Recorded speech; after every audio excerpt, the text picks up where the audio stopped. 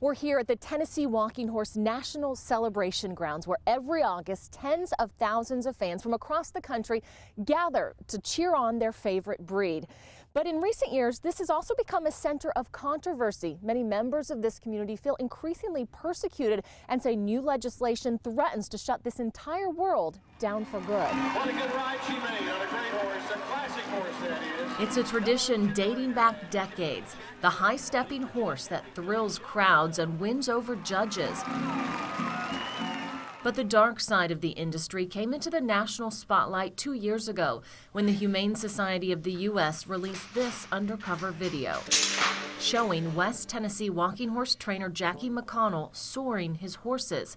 That's the process of using caustic chemicals on the animal's legs to make them pick up their feet. This is an unnatural, exaggerated gait that they're looking for, and it's just what everybody has become accustomed to. Leanne Lassiter is the Tennessee State Director of the Humane Society of the United States. The group is pushing for the passage of House Bill 1518 in Congress called the PAST Act. Among other things, it would prohibit the thick, weighted shoes most walking horses wear to help them compete. These are all things that are used to hide soaring or to enhance and facilitate the soaring. She believes walking horses should compete with their naturally unique gait, and some do.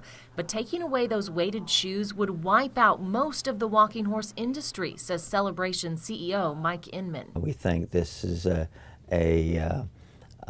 history and a tradition, certainly a horse that's worth fighting for. It's the Super Bowl of our breed. Inman says the industry is against soaring and supports an alternate bill that will be filed soon. It would allow the weighted shoes, but sharpen the inspection process to catch soaring. Our bill will ask to go to a strict, scientific-based, objective testing method.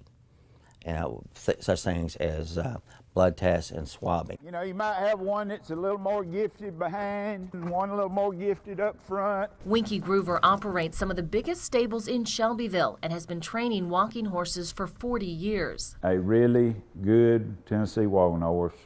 He likes what he does and it's easy for him to do it. He is a true athlete. This is the canter. Groover is also against the PAST Act and for a more objective form of inspection. He's faced multiple soaring violations over his career, all but the very first one he says were false. With a subjective test, what that tells you is that that horse moved his feet when somebody mashed on him. It doesn't tell you he was sore. Take his foot out in front of him. As for that first violation, it was more, you know, young and dumb, and somebody said, try this, it'll work. I never found that it really worked that much. Over the decades, Groover says he learned the key to a champion Tennessee walking horse is natural talent combined with gradual training. That soaring isn't necessary, but the weighted shoes the Humane Society once outlawed are. Come August, Mike Inman and Winky Groover hope this arena is once again filled with spectators celebrating the Tennessee walking horse and that they return for years to come. On your side in Shelbyville, Tennessee, Jill McNeil, 6 News.